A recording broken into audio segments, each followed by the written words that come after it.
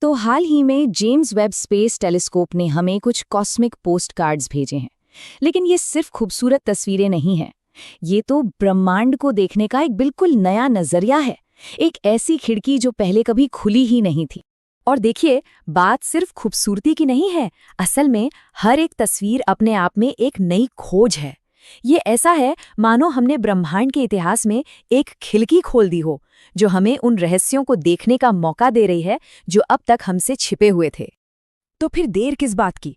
चलिए इस नई खिड़की से झांकते हैं और देखते हैं कि ब्रह्मांड के वो कौन से रंग हैं जो अब तक हमारी नजरों से ओझल थे। सबसे पहले सवाल ये उठता है कि आखिर वेब टेलीस्कोप इतना स्पेशल है क्यों? क्या है इसकी ताकत का राज? तो जवाब छिपा है इसकी कमाल की टेक्नोलॉजी में। जरा सोचिए, -267 डिग्री सेल्सियस, मतलब लगभग एब्सोल्यूट जीरो। अब इतनी ठंड जरूरी क्यों है? भाई, वेब का काम है ब्रह्मांड की सबसे हल्की, सबसे दूर की गर्मी यानी इंफ्रारेड लाइट को पकड़ना। अगर टेलीस्कोप खुद ही गर्म होगा तो वो अपनी ही गर्मी में अंधा हो जाएगा। ये कुछ वैसा ही है जैसे भरी दोपहर में टॉर्च चलाने की कोशिश करना, कोई फायदा नहीं है ना। और यहीं पे आता है वेब का असली सुपर पावर, इंफ्रारेड लाइट को देखने की काबिलियत। ये वो रोशनी है जिसे हम अपनी आंखों से देख ही नहीं सकते। समझिए, वेब के पास एक तरह का कॉस्मिक एक्स-रे विजन है।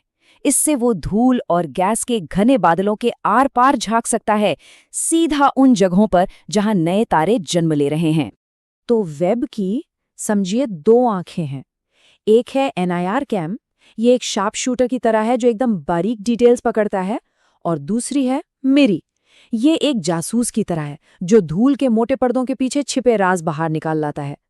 जब ये दोनों मिलकर काम करते हैं तब हमें मिलती है पूरी कहानी। तो टेक्नोलॉजी तो समझ आ गई। अब तैयार हो जाइए एक टाइम मशीन में बैठने के लिए। हम जा रहे हैं बहुत बहुत पीछे, ब्रह्मांड के जन्म के एकदम करीब। वेब ने जो पहली तस्वीर भेजी उसने तो पूरी दुनिया को ही चौंका दिया। जैसा प्रेसिडेंट बाइडेन ने कहा, ये हमारे ब्रह्मांड के इतिहास में वाकई एक नई खिड़की थी, जिससे हमें उस रोशनी की पहली झलक मिली जो शायद बिग बैंग के ठीक बाद चमकी थी। इस तस्वीर में एक कमाल की चीज हो रही है जिसे कहते हैं ग्रेविटेशनल लेंसिंग। आसान भाषा में समझिए, जो बड़ी बड़ी गैलेक्सीज आगे दिख रही हैं, उनकी ग्रेविटी इतनी ज्यादा है कि वो अपने पीछे से आ रही रोशनी को मोड़ देती हैं, बिल्कुल एक नेचुरल कॉस्मिक मैग्नीफाइंग ग्लास की तरह। और इसी की वजह से हम उन गैलेक्सीज को भी देख पा रहे हैं जो बहुत बहुत ही ज्यादा दूर हैं। और अब जरा गौर से देखिए, तस्वीर में ये जो छोटे छोटे लाल धब्बे दिख रहे हैं ना, ये तारे नहीं हैं, ये पूरी की पूरी गैलेक्सीज हैं। और इनसे निकली रोशनी ने हम तक पहुंचने के लिए 13.1 अरब साल का लंबा सफर तय किया है। हम सचमुच टाइम में पीछे देख रहे हैं, उस वक्त में जब हमारा ब्रह्मांड बस बच्चा ही था। तो टाइम ट्रैवल तो हो गया, लेकिन वेब सिर्फ दूर की चीजें नहीं दिखाता, वो हमें सितारों की पूरी जिंदगी की कहानी भी सुनाता है, उनके पैदा होने से लेकर उनकी शानदार मौत तक। ये देखिए, करीना नेबुला, इसे कॉस्मिक क्लिफ्स या ब्रह्मांडीय चट्टानें भी कहते हैं। ये जो पहाड़ों जैसा नजारा है, ये असल में गैस और धूल का एक बहुत बड़ा बादल है, एक स्टेलर नर्सरी जहां नए नए तारे पैदा हो रहे हैं। ये जो छोटे छोटे टिमटिमाते हुए डॉट्स हैं, ये सब बेबी स्टार्स हैं। तो ये तो हुई जन्म की बात। अब देखते हैं एक तारे की मौत का मंजर। ये है सदर्न रिंग नेबुला, एक मरते हुए तारे की आखिरी सांसें जो गैस और धूल के एक खूबसूरत बादल के रूप में फैल रही हैं। इसके बिल्कुल सेंटर में दो तारे हैं। जो धुंधला वाला है वो धीरे धीरे मर रहा है और अपनी बाहरी परतें गैस की शक्ल में अंतरिक्ष में फेंक रहा है। इसी से ये खूबसूरत प्लैनेटरी नेबुला बना है। और अब एक चौंकाने वाली बात, आज से करीब 5 अरब साल बाद हमारा अपना सूरज भी बिल्कुल ऐसा ही दिखेगा। अब बात करते हैं उस खोज की जो शायद अब तक की सबसे जबरदस्त है। और ये कोई तस्वीर नहीं है, ये एक कहानी है जो हमें रोशनी ने सुनाई है, एक बहुत दूर के ग्रह के बारे में। तो ये जो स्क्रीन पर है, ये कोई तस्वीर नहीं है, ये है डेटा, एक कहानी जो हमें एक्सोप्लैनेट वास्प 96b से आने वाली रोशनी बता रही है। और ये प्लैनेट हमसे 1150 लाइट ईयर्स दूर है। तो आखिर ये हुआ कैसे? चलिए समझते हैं।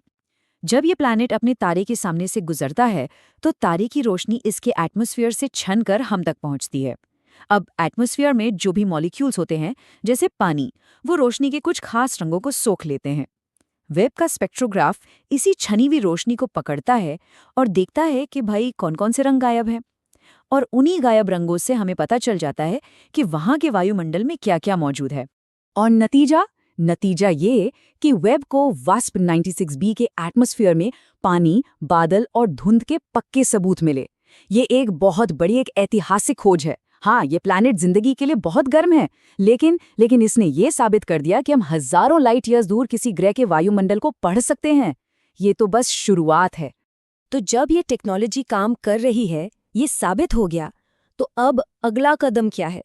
अब निशाना है एक ऐसे ग्रह पर जहां जिंदगी की उम्मीद हो सकती है। और वो अगला निशाना है ट्रैपिस्ट 1e।